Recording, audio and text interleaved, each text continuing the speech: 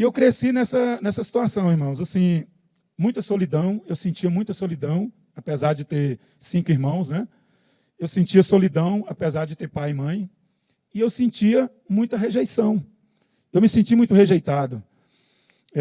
Por muito tempo, isso me acompanhou. Porque eu via os meus pais, mas eu não sentia amor, eu não sentia cuidado, eu não sentia que eu existia ali naquele lugar. Bom, meu nome é Ellison, para quem não me conhece. Eu sou membro aqui da comunidade há 20 anos. Eu vim para cá em 91, por aí. Na época, eu frequentava a Lagoinha e vim para a comunidade. Um amigo me convidou. Na época, minha esposa ainda não estava aqui na comunidade, né? Ela era da Lagoinha e eu vim a conhecê-la algum tempo depois. Eu converti em 1987, né? Na época eu tinha 10 anos. Daí vocês podem fazer a conta, né? Hoje eu estou com 45 anos. E tem 34 anos que eu sirvo ao Senhor. Ou seja, foi uma alegria, um privilégio Deus ter me alcançado, né? Com os meus 10 anos de idade, aí, quase completando 11. E tem essa caminhada com o Senhor. E eu vejo o tempo todo, irmãos, como foi maravilhoso. E eu falo que a minha vida é um milagre. Eu conversei com o médico uma vez, né, que é amigo nosso. E depois que eu conversei com ele, ele falou: Ellison, eu vou te chamar agora de sobrevivente. Seu nome não é mais Ellison, é sobrevivente. E eu me enxergo dessa forma, irmãos. Eu vejo que a minha vida, o fato de estar aqui hoje falando para vocês, o fato de ter uma família que o Senhor me deu, né, de ter 2 filhos maravilhosos, uma esposa, uma vida com Deus, isso chama-se amor de Deus.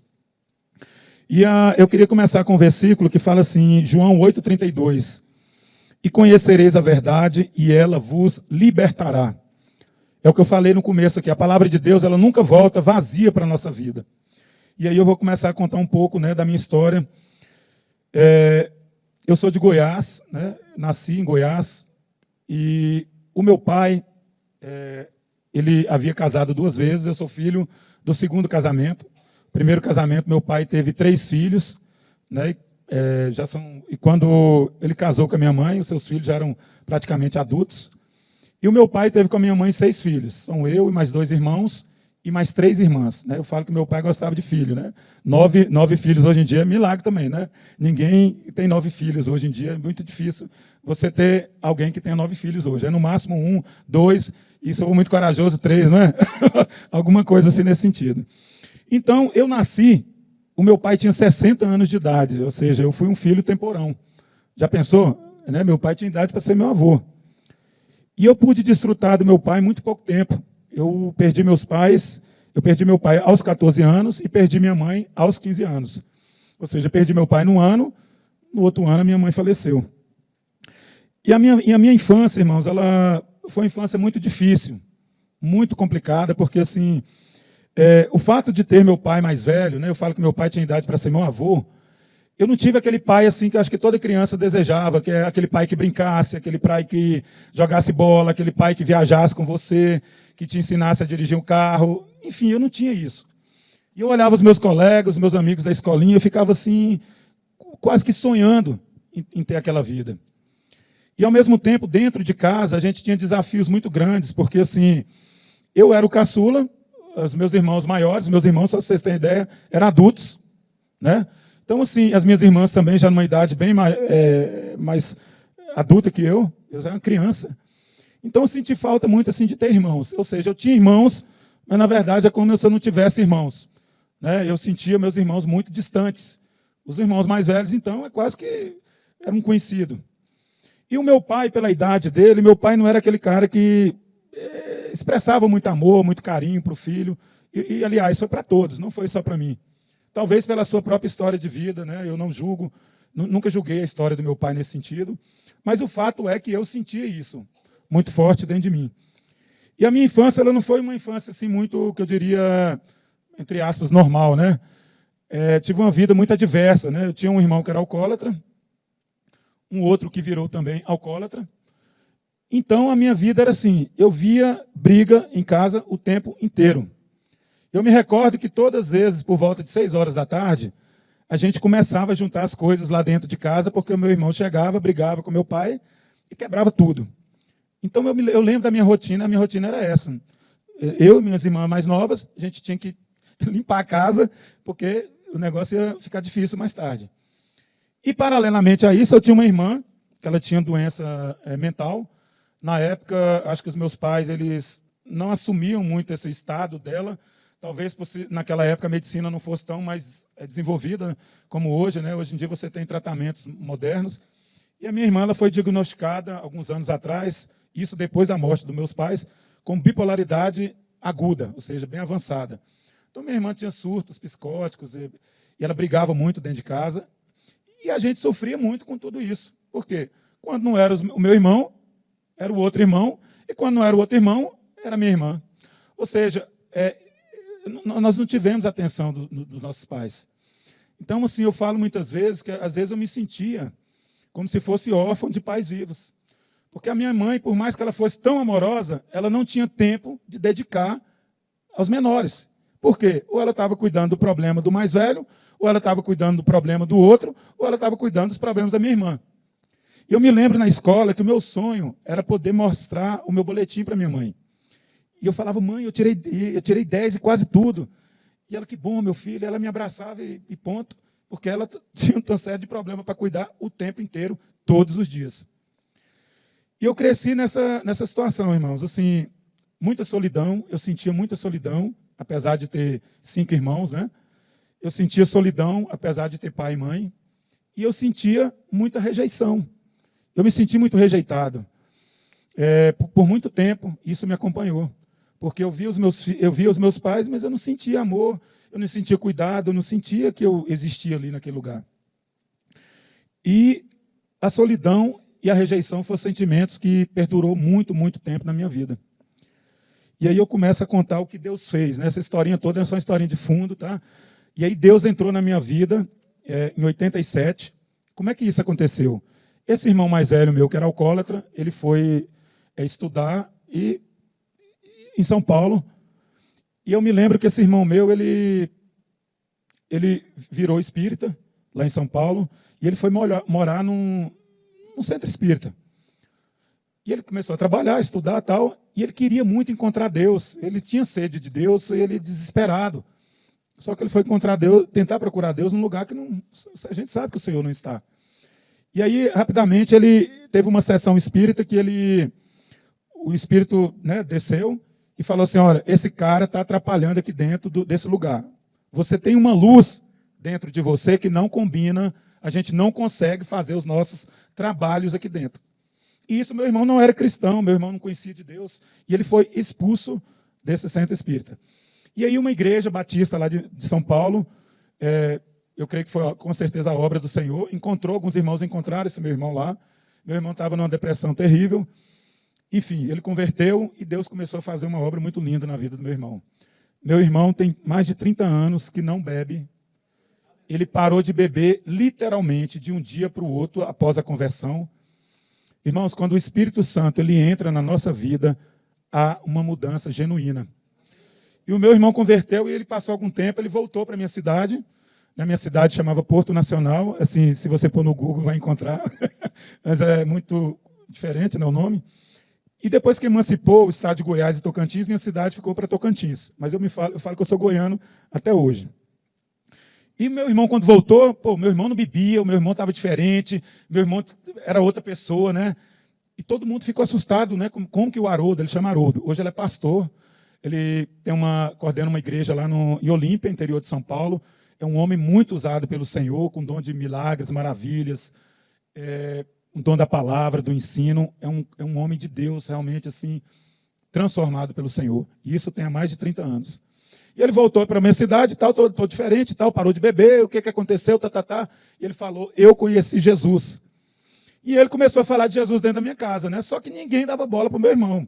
Porque a moral dele estava tão baixa, com tudo que ele tinha aprontado por tantos e tantos anos, o sofrimento que ele tinha causado era tão grande, que meus pais, sabe, assim, olhavam, que bom, parou de beber e tal. Minhas irmãs não aguentavam nem ver meu irmão, né? E o outro irmão também não. E eu, o caçula, né, o molequinho lá, era o único que ouvia ele falar de Jesus. Aí ele chegava perto de mim e falava assim, Hélio, eu vou falar de Jesus para você. Você quer ouvir? Eu falei, eu quero. Tinha 10 anos. Quem deu crédito à minha pregação, né? Isaías fala. E eu ouvi aquele meu irmão falar, e eu entendi, assim, mesmo criança, eu falei, só pode ser o Senhor, porque meu irmão parar e mudar de vida. Eu vi Deus, irmãos, na vida do meu irmão há 10 anos, quando eu tinha 10 anos de idade. Foi quando eu me converti. E ele falou, você quer seguir Jesus? Eu falei, eu quero. E eu lembro que na época ele frequentava a igreja Assembleia de Deus, e eu ia com ele toda semana. Nós íamos 2 vezes na semana, e o culto no domingo, escola dominical, ia domingo à noite, né, tal. E assim eu converti ao Senhor. Eu me lembro que na época, ninguém da família do meu pai, que a família é muito grande, era convertido, e ninguém por parte da minha mãe era convertido também. E o Senhor começou uma grande obra na nossa família. Hoje, praticamente, as minhas irmãs todas servem ao Senhor. Esse meu irmão, né, que tem uma história terrível, e hoje ele é pastor, onde abundou o pecado, superabundou a graça, né, um homem muito usado por Deus, um homem assim que a gente vê a transformação de forma muito evidente na vida dele. E um outro meu irmão que está num processo. Recentemente, há uns 2 anos, a minha irmã mais velha converteu, e eu orei por ela durante 30 anos. Desde que eu me converti, eu sempre orei pelos meus irmãos. Então, o que eu digo a você, assim, na lição aprendida desse momento de vida, Deus sempre olha por nós. E às vezes a gente está vivendo uma situação tão difícil, você sente que você está na lama, você sente que você está abandonado, você sente que não tem ninguém por você, você sente que acabou tudo, e Deus vai lá e nos resgata. Deus resgatou o Haroldo, depois Deus resgatou o Ellison, e Deus foi resgatando toda a família, né? E isso é muito maravilhoso, irmãos. Mas assim, pô, acabou seus problemas, Ellison? Não. Aos 14 anos, eu perdi o meu pai. Meu pai morreu, ia completar 75 anos. Meu pai tinha doença cardíaca, histórico familiar. Um belo dia ele acordou, foi no banheiro, caiu duro, ficou internado 1 mês, teve um derrame e faleceu depois de 1 mês e meio. A minha mãe, ela era uma pessoa assim saudável. Minha mãe era muito nova, a diferença para o meu pai era um pouco grande. Minha mãe tinha 57 anos, meu pai tinha 75, ia fazer 75, ou seja, quase 17 anos. E a minha mãe entrou numa depressão profunda, né, depois que meu pai morreu, e ela começou a desenvolver uma série de doenças que até então ela não tinha. Irmãos, foi um período muito difícil da minha vida, sabe? Muito, muito difícil. Você fica meio sem o chão quando a gente perde os nossos pais. E foi assim, 1 ano foi meu pai, no outro ano a minha mãe. E a minha mãe morreu de uma forma muito trágica. A minha mãe, com essa depressão profunda, ela foi internada algumas vezes numa clínica de repouso, né? Clínica de repouso é um nome bonito, né, meus irmãos? Para a gente não falar um sanatório, né? Mas o lugar onde ela estava internada era muito bom, era um hospital, era um sanatório, e estava escrito sanatório. E eu me lembro que na época eu perguntava, o que é sanatório, né? Não, sanatório é lugar que fica doido e tal. Eu me lembro até hoje disso. E eu ia visitar minha mãe, a visita era todo domingo. E nós íamos lá ver ela, e eu via aquele tanto de pessoa naquele estado, né? Uns andando para um lado, outros andando para o outro, e tinha gente nova, tinha homem, tinha mulher nova, tinha mais velho, tinha de todo jeito. E eu ficava assustado com aquele lugar, assim, eu ficava, tipo assim, como que a minha mãe veio parar nesse lugar, né? Tipo, que situação. E aí um dia minha mãe teve um infarto fulminante, morreu. E foi quando eu encontrei a realidade da vida muito cedo, sabe, irmãos? Na época eu tinha 15 anos, eu era um adolescente que sempre tinha tido tudo, né? Assim, tinha uma vida financeira razoável, né? Eu diria que foi rico. Meu pai já tinha tido dinheiro, tinha tido uma situação muito boa, mas eu falo que quando eu nasci, eu não peguei as vacas magras, né? Eu peguei as vacas já estavam mortas. As vacas magras já tinham ido embora há muito tempo. Então, aos 15 anos, eu comecei a trabalhar. Eu sempre tinha estudado na escola particular e tal, e de repente eu estava estudando na escola pública à noite. Olha, não que seja ruim e tal, melhor ou pior, mas assim, é diferente, porque eu imagino, um menino que foi criado ali, escola particular a vida inteira, com tudo, precisava de uma coisa, toma. É uma vida diferente, né? O contexto era diferente. E de repente eu tive que começar a trabalhar para pagar a conta. Já imaginou? Eu nem sabia que tinha conta para pagar, né? E as contas foram chegando. E minhas irmãs, uma estava quase formando em biomedicina, e a outra estava na faculdade, e eu trabalhando, e todos nós trabalhávamos, estudávamos e mantinha a casa. Meus pais tinham deixado uma pensão, não era muita coisa, minha mãe era professora, e a gente tinha alguns poucos imóveis que estavam alugados, mas assim, não dava para muita coisa. Então a gente passou por muita dificuldade financeira mesmo. Passamos um estreito. E aí eu comecei a trabalhar, irmãos, no laboratório. Meu cunhado, que morava em Goiânia, nós mudamos então para Goiânia em 92. Comecei a trabalhar E aí eu falei assim, gente, eu falei para meu irmão um dia, olha, eu não quero continuar trabalhando com isso aqui, né? E na época eu tirava sangue, fazia coleta de sangue. E eu era uma criança que assim, não podia nem ver sangue, que eu desmaiava, né? E minha irmã trabalhava na área, no laboratório de patologia clínica, né? De toda essa área de laboratório e tal. E meu cunhado deu uma oportunidade. Então, minha irmã trabalhava lá já, estagiava como biomédica. A outra minha irmã trabalhava na secretaria e eu trabalhava lá nesse negócio porque ganhava um pouco melhor. E aí eu falei para minha irmã um dia, eu falei, ó, esse negócio para mim não dá. E aos 16 anos, irmãos, eu pedi demissão, falei para minha irmã, olha, eu não quero continuar nisso aqui, não é minha praia, não é o que eu quero fazer engenharia. Aí eu falei assim, eu parei de trabalhar, né, fui estudar, e na época eu já tinha quase terminando já o 2º grau, e eu não tinha grana, mas a grana tinha acabado, né, a gente sobrevivia. E aí eu pegava as apostilas dos meus primos ricos lá de Goiânia e estudava em casa. Então eu estudava de manhã, de tarde, de noite, de manhã, de tarde, de noite, sábado, domingo, feriado, todos os dias. E passei em Ouro Preto. Quem conhece Ouro Preto aqui, galera? Faz assim com a mãozinha aqui. Ouro Preto, irmãos, eu falo que é um lugar meio de doido, viu? Se não é meio, é totalmente, né? Então, e naquela época não tinha esse lance assim de fazer a prova online na sua cidade, né? Depois você passou, vai estudar lá, não. Você tinha que fazer, na época era o vestibular, né, que a gente chamava, presencial na cidade. E aí eu fui, passei lá em Ouro Preto, fiz engenharia de Minas lá, entrei em 96. E aí comecei a estudar, irmãos. E nessa época, antes de ir para Ouro Preto, eu volto um pouquinho à fita, eu tinha entrado num processo depressivo. Porque, assim, foi muitas perdas, situação financeira muito difícil, muita luta, muito, de tudo quanto é tipo e jeito. E eu me lembro que eu fiquei 3 meses no meu quarto, no apartamento que nós morávamos em Goiânia, e eu não saía praticamente do quarto.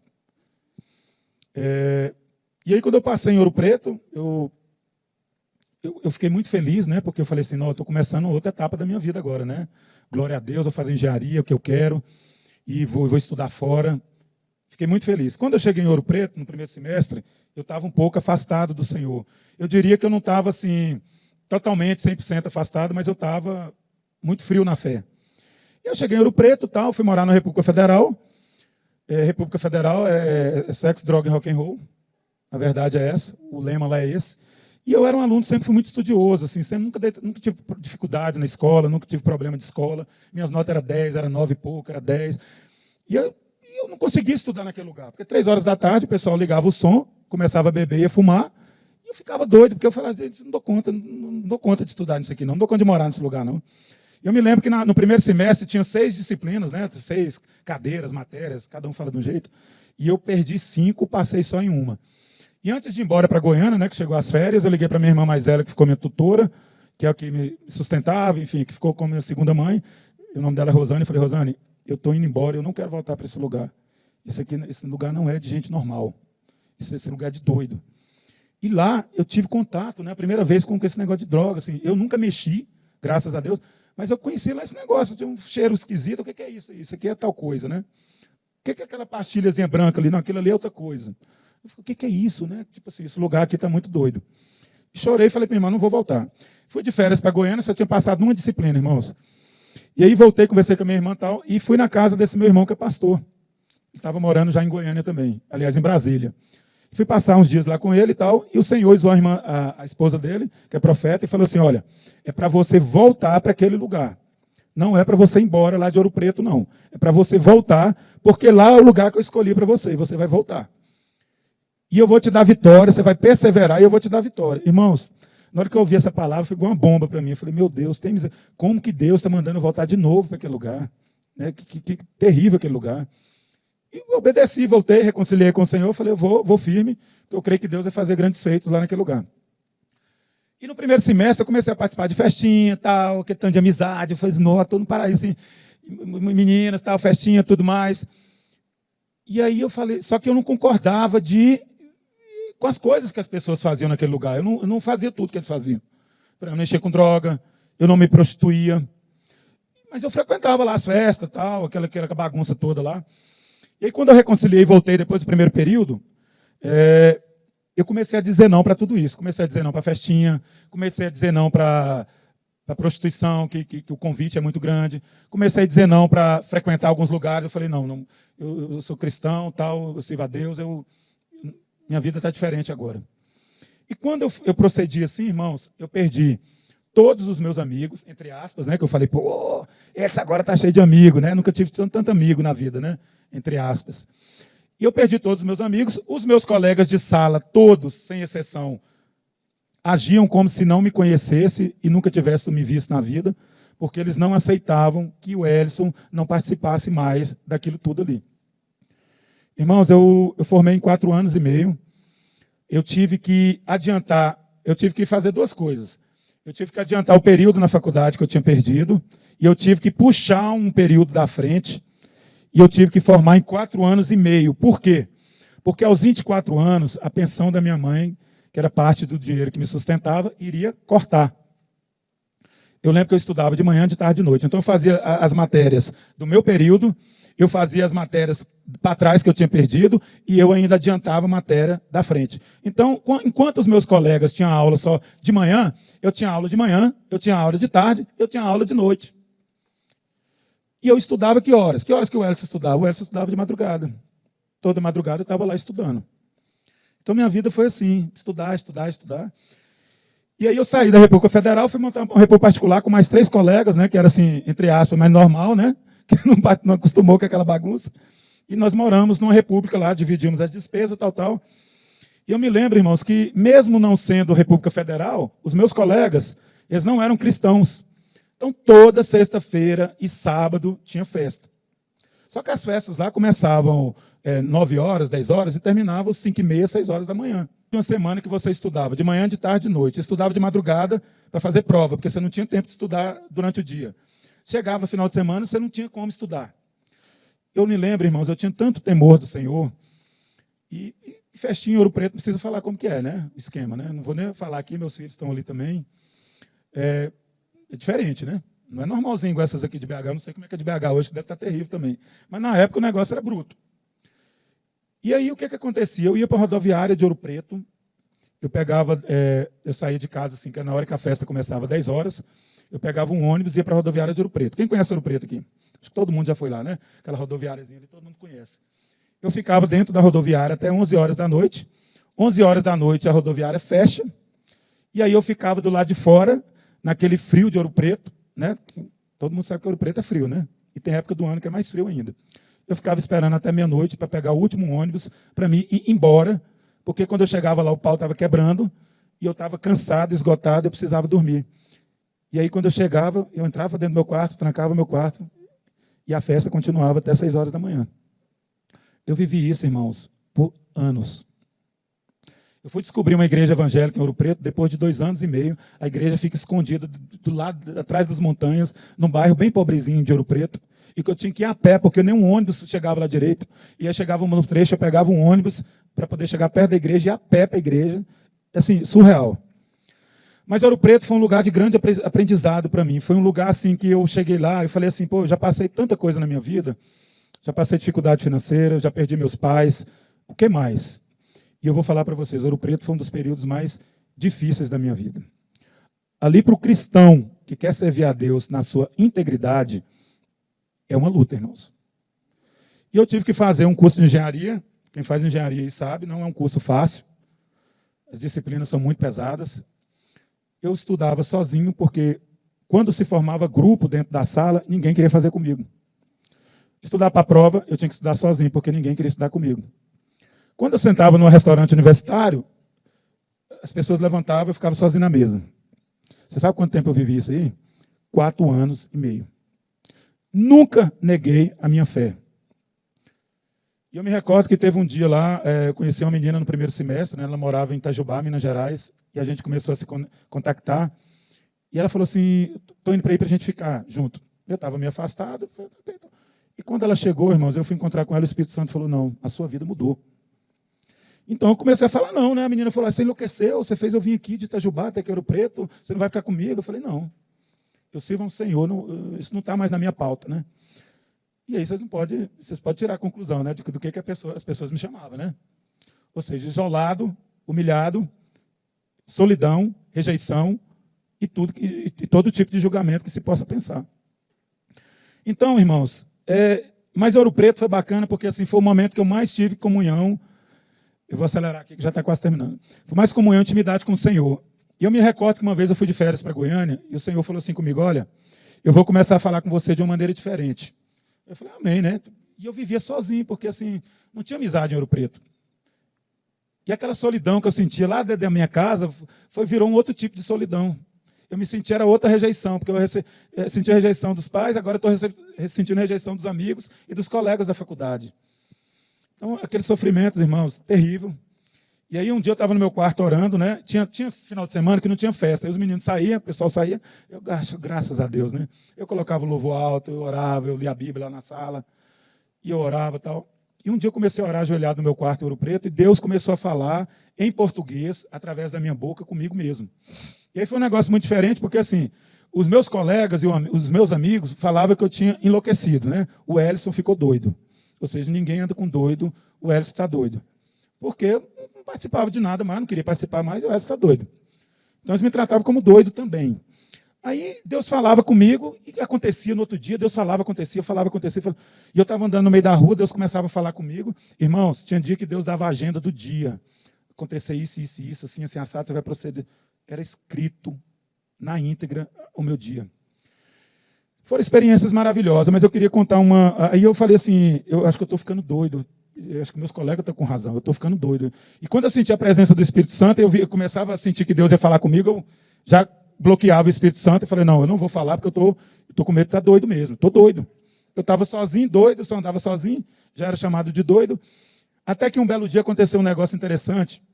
Foi no 5º período da faculdade, numa disciplina que chama, nunca esqueci até hoje, chamava Geologia Estrutural, o professor chamava Marco Túlio.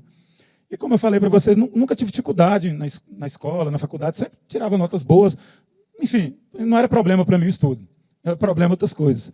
Mas nessa disciplina especial eu tive muita dificuldade, porque o professor ele não explicava direito, você ia procurar ele, você nunca achava, ou ele estava no congresso, ou ele estava ocupado, ele não podia te receber, enfim. E nós tínhamos lá sempre 2 provas no semestre, uma na metade do semestre e a outra no final. Eu estudei, fui mal na primeira.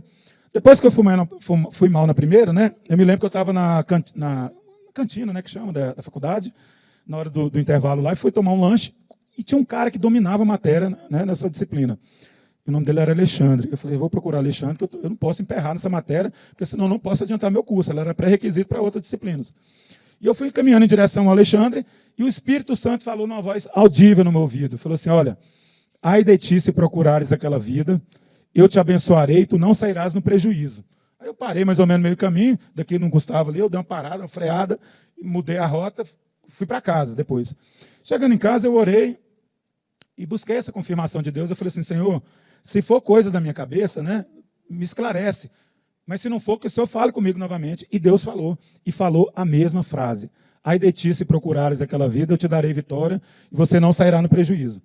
Aí fui, ok, né, não procurei meu colega, falei na raça e no peito, aqui na fé. Fiz a segunda prova, quando eu recebi o resultado, fui mal, porque eu não conseguia evoluir nas dúvidas que eu tinha, sabe? Tinha um ponto que eu não ia adiante.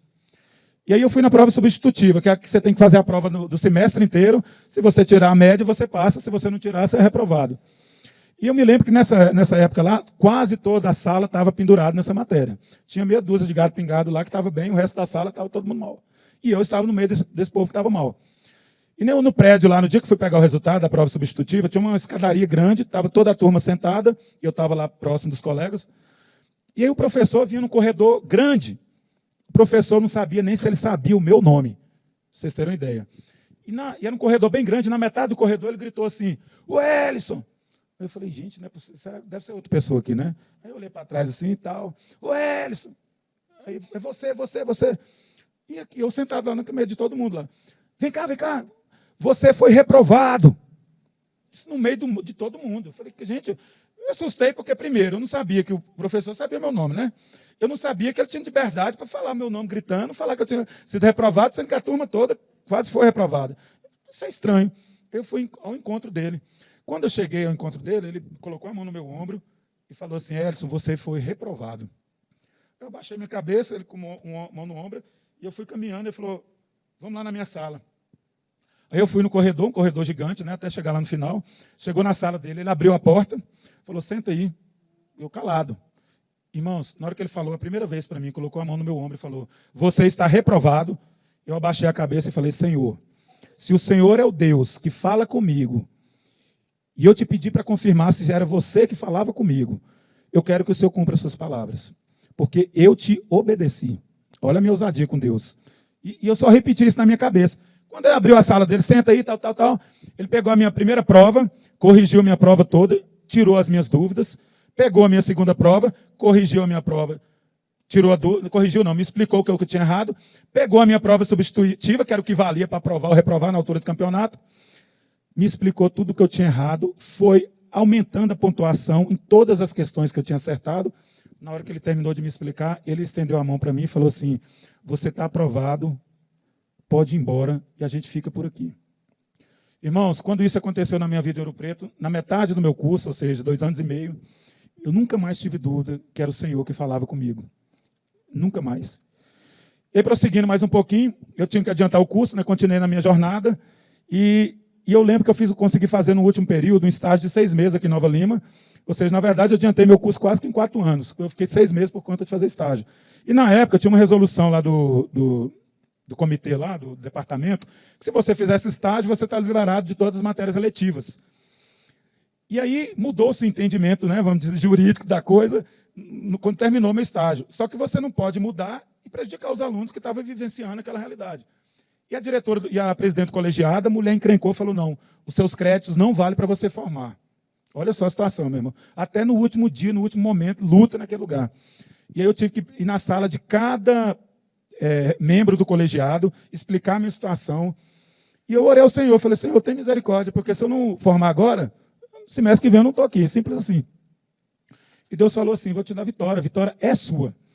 E aí, irmãos, disse que teve a reunião no colegiado, e no dia que eu fui buscar a resposta do sim ou do não, a secretária me encontrou, eu chegando no prédio, ela falou assim: Elison, eu nunca vi um aluno ser tão bem defendido no colegiado igual você foi. Eles deferiram o seu pedido de crédito das matérias eletivas. Então, assim, irmãos, é milagre. Então, o que eu falo assim, sabe, a gente tem muitas vezes uma situação perfeita na nossa vida para que tudo dê errado. E eu era uma dessas pessoas, né? Talvez eu fosse um drogado, talvez eu fosse um cara de rua, aqueles que piram e ficam no meio da rua, ou tivesse tirado a sua própria vida.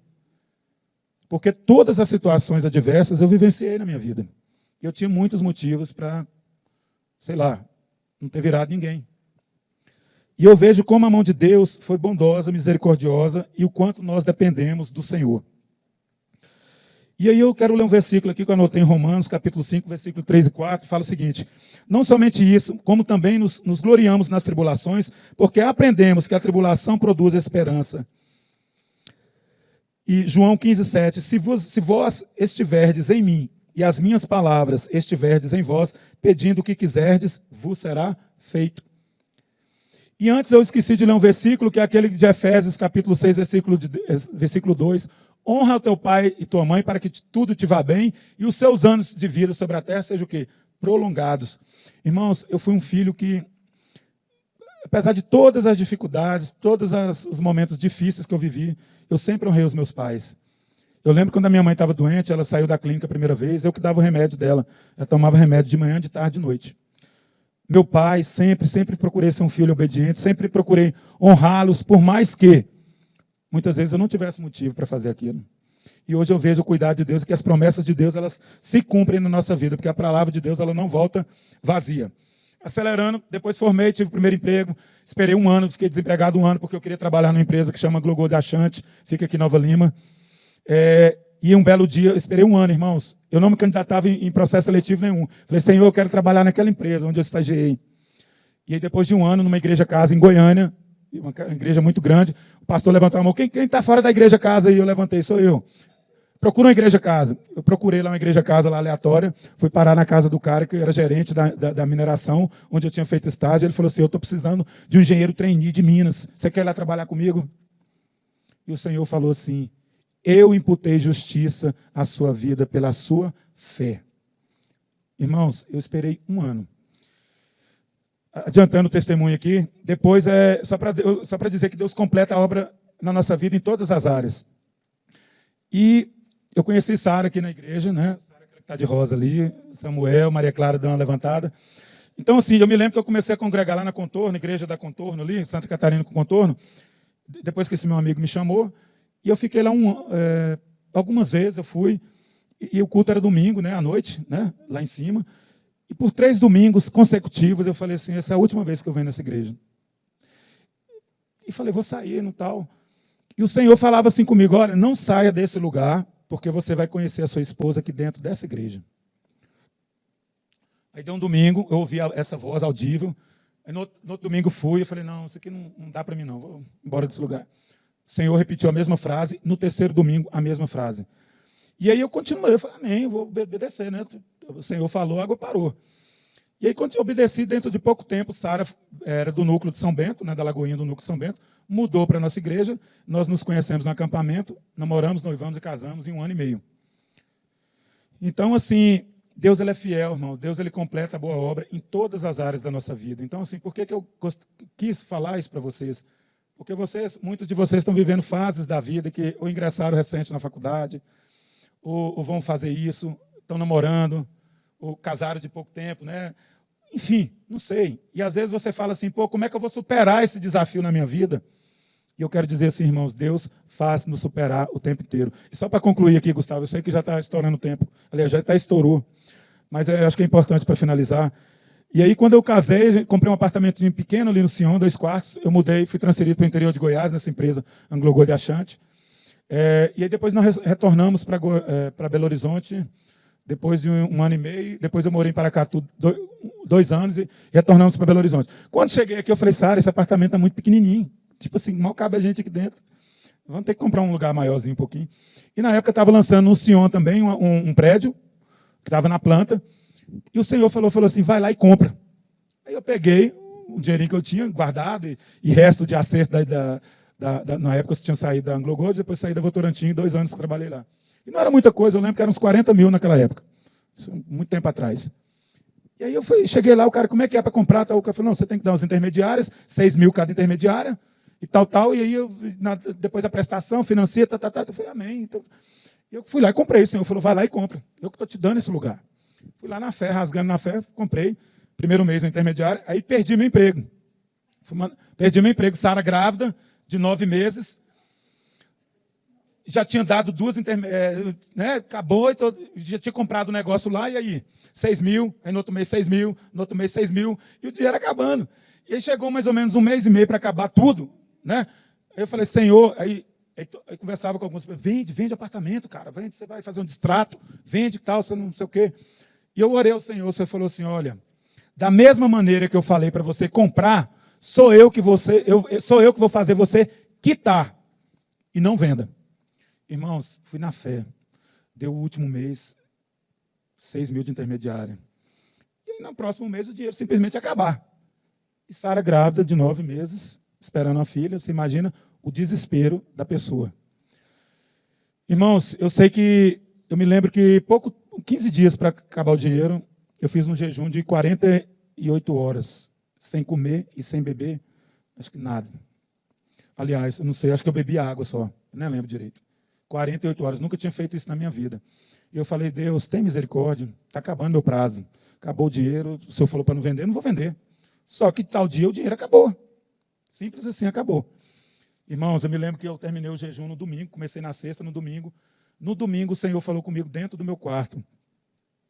Terça-feira, antes do meio-dia, a porta de emprego que eu abri para você vai entrar em contato com você e essa é a empresa que eu separei para você trabalhar. Hoje eu trabalho na Vale, tem 11 anos que eu estou trabalhando na Vale. Irmãos, terça-feira, às 11 horas da manhã, o RH da Vale me liga e falando assim, olha, eu recebi seu currículo aqui e eu quero que você participe do processo seletivo. Nós estamos precisando de um engenheiro aqui com a sua experiência, com o seu perfil. Você pode vir? Eu falei, glória a Deus, Deus é o fiel, irmãos. Escuta só, para arrematar. Fui lá na terça, no outro dia lá marcou a dinâmica, era ali no Hotel Liberty, ali, na Savassi. Eu falei, pô, eu já devo estar quase contratado, né? Amém e tal. Tinha 50 engenheiros concorrendo comigo. 50. Tinha gente lá que já tinha morado em 3 países, falava 2 línguas, fora o português, e já fez não sei o quê, e eu lá, no meio daquele povo. Eu falei, amém, Deus falou, Deus vai cumprir, glória a Deus, aleluia. Passei, fiz uma dinâmica na parte da manhã, aí terminou a dinâmica da parte da manhã, a mulher do RH falou assim, gerente de RH, vocês vão sair para almoçar, já está pago, vocês vão comer aqui no hotel mesmo, tá. De tarde a gente volta para a segunda parte da dinâmica, e o que acontece? Quando vocês voltarem do almoço, vai ficar uma parte e a outra, com certeza não foi classificada, vai despedir da gente. Igual coisa de Big Brother, né? Um tanto esquisito. Aí passamos a dinâmica lá, todo mundo saiu para almoçar. Aí na hora que chegamos todos do almoço, que era no hotel, a mulher falou assim, aí pegou uma lista assim, né? Fulano, Beltrano, Ciclano, Elison. Aí eu falei assim, gente, aliás, não falou meu nome, escolheu lá metade. Eu falei, nossa, tipo assim, estou entendendo, né? Porque o pessoal entrou todo para dentro da sala de novo, pensou um pouquinho, todo mundo com a cara triste saindo assim. Aqueles eram os que tinham sido desclassificados. Aí entra de novo os 25 restantes para dentro da sala. E tinha, salvo engano, era menos de 10 vagas. Irmãos, eu fiz a segunda parte, aí no final, depois da dinâmica toda, eles deram o resultado. Aí foi chamando, meu nome estava lá nessa lista. Até o último momento, às vezes, irmãos, nós somos provados por Deus. Como está a nossa fé, como está a nossa convicção nele, né? E para concluir mesmo, eu queria só deixar um versículo aqui, que isso eu descobri na minha vida cristã, que é a única coisa que o Senhor não vai fazer, nem na minha vida e também não vai fazer na sua vida. Aí você fala, pô, Elcio, que negócio é esse? Deus pode tudo. Eu falei, pode tudo, mas isso aqui ele não faz e não vai fazer e só depende de nós. Apocalipse capítulo 3, versículo 20. Eis que estou à porta e bato. Se alguém ouvir a minha voz e abrir a porta, entrarei em sua casa e com ele cearei e ele comigo. Irmãos, isso é uma escolha.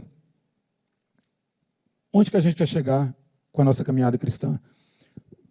Deus ele bate na nossa porta do nosso coração, que é a nossa vida. E se nós não abrirmos essa porta e deixar ele entrar, fazer morada, cear conosco, cuidar de todas as áreas da nossa vida, ele não vai fazer isso por você e ele não vai fazer isso por ninguém. Essa parte nos cabe. Então, assim, irmãos, se há alguma área na sua vida que você não deixou Jesus entrar ainda, se arrependa e convide ele para entrar. Ele só entra onde é convidado. Ele não vai chegar numa voadora lá e meter pé na porta, não. Não vai fazer isso. Agora, se você deixar ele entrar, irmãos, eu quero te dizer o seguinte, que ele vai fazer maravilhas, assim como todas essas maravilhas que ele fez na minha vida, sabe? Eu sou muito grato ao Senhor. E hoje eu falo para os meus filhos, olha, a maior riqueza que o papai pode deixar para vocês é um ensinamento dessa palavra. Um dia o papai vai embora, um dia a mamãe vai embora, que eu já ensino que nós vamos morrer um dia. Eles têm que saber que nós vamos morrer, porque senão sofre demais, né? Igual eu sofri. Mas no dia que isso acontecer, se um dia acontecer, vocês têm o maior tesouro da vida de vocês, que é o Senhor Jesus. E sabe por que é tesouro? Porque ele vai cuidar de você para o resto da sua vida.